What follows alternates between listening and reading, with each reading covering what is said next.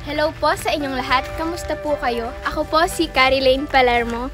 Bago po ang lahat, nais ko po sa inyong ipakilala ang aking mga kasamahan. Na sina James, Charles, Vincent, Annalisa, Joanne, Janela, Abby, Jayan, Jelay, Jonaline. Kami po yung mga kabataan na ginamit dito sa Takda upang mag-serve po sa Panginoon.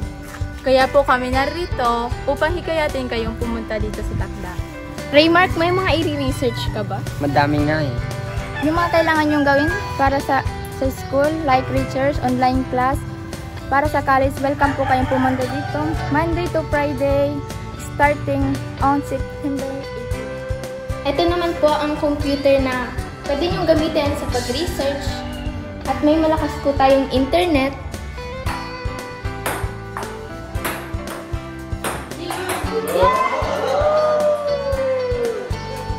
Pwede man tabi itong mag-amang table tennis kung kinaan niyo gusto. Salamat! Tara!